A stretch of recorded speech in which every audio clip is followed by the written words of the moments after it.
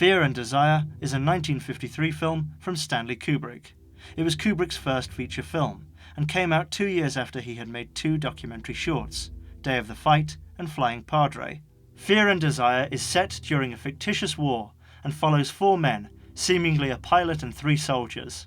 They are Sergeant Mack, played by Frank Silvera, Lieutenant Corby, played by Kenneth Harp, Private Sidney, played by Paul Mazursky, and Private Fletcher, played by Stephen Coit. It's a simple story that follows their building of a raft with the aim to float down a river back into their own territory, their capture of a local, who they're afraid will alert the enemy to their presence, and their opportunistic assassination of an enemy general and their escape. It was made on very little money, but there seems to be some contention about exactly how much, with some saying it cost only $10,000. The best account I could find of the budget was from Paul Mazursky, one of the actors, who said that it was Kubrick's uncle who financed the film, although maybe there was some funding from Kubrick's father. It seems that Kubrick had an initial budget of around $20,000, and that went up by about $5,000 sometime in the production. Mazursky has an interesting story about that. He needed another $5,000. He decided to go down the hill. We were up in a Boy Scout camp. And when we drove down the hill, Frank Silvera and I were in the back of the car. This is true. And he got so determined, I'm going to get it. I'm going to get the 5. I'll get the 5,000, that he spat on the windshield of the car. I had never seen this kind of determination in a young man. And I realized then if I want to get anywhere in Hollywood, I'm going to spit my way through it. Anyway, a year after it was shot, it became obvious that it needed ADRing, or looping, because the audio was originally captured with a wire recorder and it sounded awful.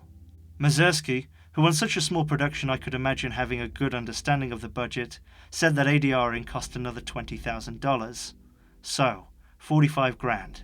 If that is what the budget of the film was, that isn't a lot for feature films, but even if you don't adjust for inflation, it's still a significant amount. The film wasn't a no-budget film. Watching it, it's easy to see that although it's no big-budget project, it does have production value. It's obviously lit well enough. There are a number of different locations. Often you can see that it's dubbed, but I don't think that's very rare for films of the time. The film is very philosophical and bears many thematic similarities with later Kubrick work. The script, written by Howard Sackler, who would later win a Pulitzer Prize for The Great White Hope, has things to say about war, about man's condition, about men and women. The photography is at times striking. Kubrick was, after all, a photographer before turning director, but there's nothing that stands out as being very Kubrick in terms of what he did in later films. There's a part where the band of soldiers raid a hut where 2 enemies are eating, and it's very Battleship Potemkin-like. In fact, most of the way Kubrick directed, edited and shot, and yes, he did all of those things as well as produced, seem competent and well considered, but not necessarily with the flair and mastery of his field that Kubrick would later become known for. Some people say that the movie sucks, or that it's a bog-standard low-budget 50s movie. But it's not. It shows what I think might be a 50s euphemism for rape. Whether that is the case or not, this scene showing Sidney losing it as he waits with a captured woman is very uncomfortable. I'll get you loose.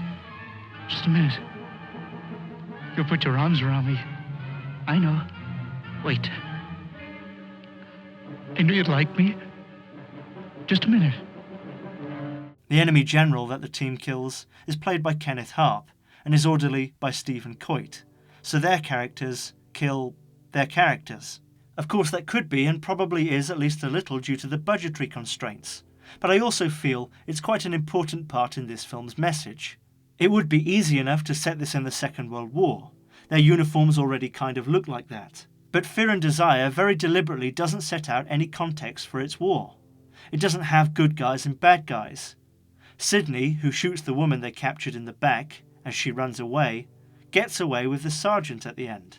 Stylistically and technically, it may be another early 50s film, but there are many ideas here that are quite different to what was going on at the time, and the germination of Kubrick as an artist. With a runtime of 62 minutes, it never gets bogged down. It's certainly not at the level of Paths of Glory, which Kubrick made only 4 years later, but there's good and bad. Of course, one person who really hated it was Kubrick himself. There are many reports that Kubrick essentially tried to suppress the film, growing to despise it as he made films he deemed to be better.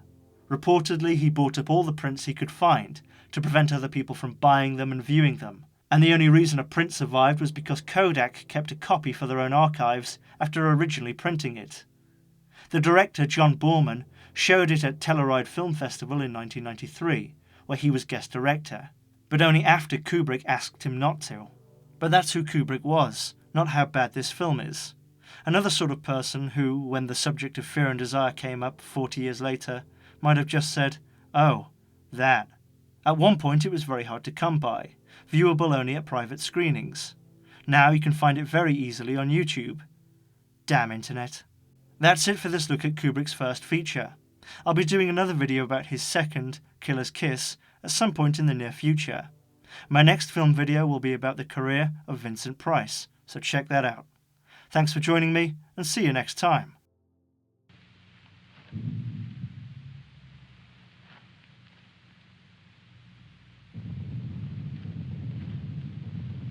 We're in a fine mess now.